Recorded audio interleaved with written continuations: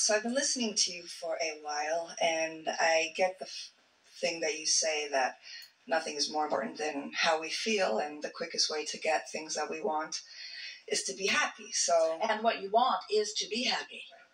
That's interesting the way you said it. The quickest way to get what we want is to be happy. Well, but the reason you want what you want is because you think having it will make you happy. So the quickest way to what you want is to be happy, so you're already there. So then it can come more quickly. But humans worry about that. If I'm already happy, even though it hasn't come, somebody's going to hold it out. Like my mother did. If I was good, then she didn't give it to me. If I really needed to be needy, I need to be needy before my mother would give stuff to me. And the universe is not your mother. Your mother was screwed up. So my question is, throughout the day, I look for things, not to make me happy, but I look for things to appreciate. You know, oh, there's a cute little puppy, or look at the sky, it's such a beautiful That's color a nice blue. thing to keep momentum going. In other words, from a place of alignment, then deliberately looking for positive aspects can hold you in that steady vibration and allow the momentum to increase, which is more and more satisfying, isn't it? Right. But a lot of the times when I'm kind of checking in with myself, you know, you get caught up in the day and you just kind of, you know, on go mode. I'm asking myself, okay, how am I feeling? Am I happy? And a lot of times I'm like, meh, okay. You know, I'm not unhappy, but I'm not like, you know, jump up and down and just want an Oscar happy, you know. So, almost no one is. I mean, I don't expect to be that on an everyday basis, but I feel like my happier should be happier, if that makes sense. This is the reason that on the emotional scale, let's say there's sadness and happiness, or let's say that there's love and hate, or let's say that there's depression and appreciation. And so happy is there. But when you use the word satisfied, you could be depressed or revengeful. And in your revenge, there's satisfaction.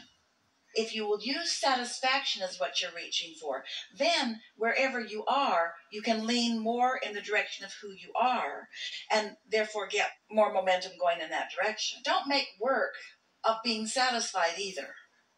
But it is nice to notice it when it's just happening. Just notice it and therefore perpetuate it. Since law of attraction is responding to however you're feeling, and you catch a glimpse that you're not feeling that great, then it's good to leave the topic if you can.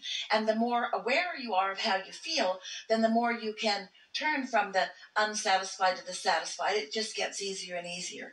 But if you aren't paying attention and you really get on a negative rant, then of course it's much more difficult. You need a lobotomy, or a good night's sleep, we recommend over the lobotomy, or meditation, which we recommend really over a good night's sleep. We would rather see you in appreciation than meditation, because in either case there's no resistance.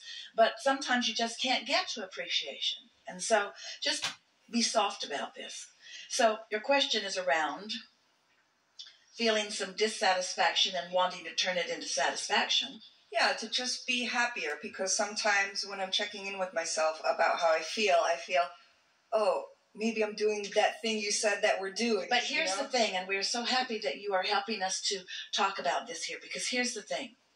So here I am in this moment of time, and I'm having this manifestation, and in this example, I don't feel all that happy, but it is what it is, yes? So it's got to be enough, because it is what it is. And why is it what it is? Because of the momentum that created it. In other words, once something has manifested, you're really going to like this. The emotion that you might call dissatisfaction or not happy, that's a manifestation. Let's talk about this. So you're tuned in, you're in the receptive mode, and an idea comes to you. And you feel the enthusiasm of the idea. So you know you were in the receptive mode because the idea feels really good. Well, along with that idea is the emotion of happiness. And so you're in a manifested moment where the emotion is part of the manifestation. So what we're getting at here is that when you are feeling some dissatisfaction, it's manifested, and therefore it's already happened, and therefore the momentum is already underway, and therefore there's not all that much that you can do about it right here and now when it feels like that to you.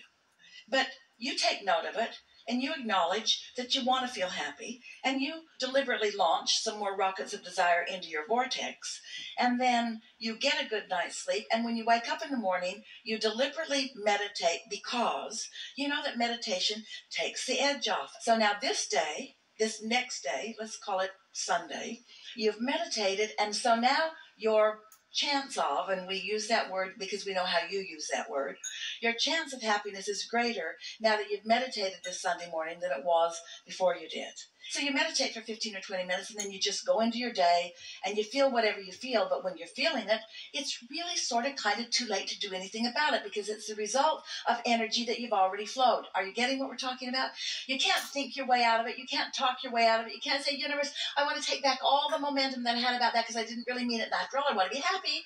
It's going to play out kind of the way the momentum is, but now you launch another rocket of wanting more clarity, of more happiness, and then on Monday you meditate, and you go as far as you can go into the day and feel as good as you can feel, and then on Tuesday, and then on Wednesday, and then on Thursday, and then on Friday, and before you know it, this meditation has put you into more of a receiving mode so that you are feeling more satisfaction about more things. It's preemptive. It's getting out ahead of it. When you're in an unhappy moment, usually the most that you can do is make a decision to do a better job of vibrationally preparing future moments. But when you're right in the middle of it, can't you see downward spirals? Aren't downward spirals evident? And the more you struggle and squirm within them, the faster they swirl and the more downward they go. And so it really is about not trying to think your way out of it in that moment. It's like, we've been offering an analogy. It's like what's happening now, the manifestation, is sort of like gum that you've chewed all the flavor out of. And the new juice is over here in the new thoughts and in the new things that you're receiving, you see. And so when you feel dissatisfaction, just let it be. And know that your vortex is queued up and that you're being called to more things, and let dissatisfaction come from new things. Don't try to wring it out of the old things, because you usually don't. You usually just find more to be dissatisfied about. You want to talk about something specific? Well, I just kind of feel like sometimes that's my set point, a little bit like, if I don't look for things to be happy about, We'll go along with you. We'll let you call it your set point. But what do you think the set point of your inner being is? Elation, happy.